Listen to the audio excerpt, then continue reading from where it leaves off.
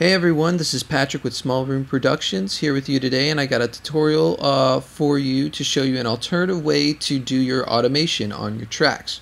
So if you are a Pro Tools user, you have probably ran into the situation before where you have automated a track on your volume fader, and you may have wanted to turn your mix down a little bit, turn down the all the faders in your track just because maybe the track's too hot overall. So you'll naturally go ahead and go to this all group and try to turn everything down. But at that moment, you realize after you've turned everything down that your automation that you've done to your fader will not be affected by this because it's committed and it stays where it is. So now you'll have an unbalanced mix. So let's say if you did automation on the drums like I have here on this track, all of a sudden your vocals, bass, guitar will sound quiet compared to your drums, and that's because you automated it on your volume fader. So the way to get around that, to have your flexibility that you wanted, just in case you need to turn it down again, is to instead use this plugin that is standard with any Pro Tools rig, and it's called Trim. Now I have Pro Tools 10, so your version of Trim will look different from mine if you do have a previous version. But the way to go around this, what I'm trying to teach you guys, is simply this.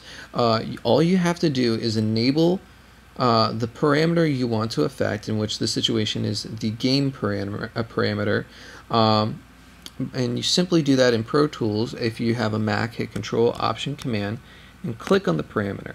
Now I already have this enabled, but if it were not, it would say enable automation for gain, not this enable automation for gain.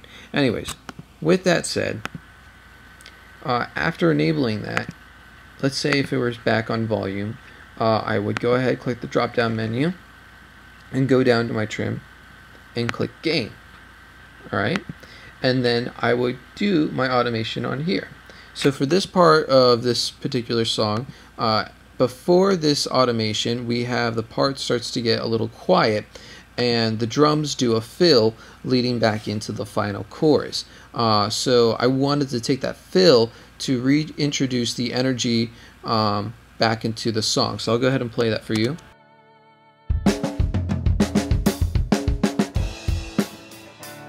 And they get quiet again as the chorus continues.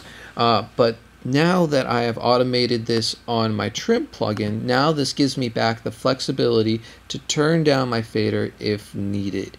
So this is great, again, if you're clipping your master bus and you simply just want to hit all and turn all your faders down. You have no more hassle anymore of, oh shoot, I forgot I automated on that volume fader.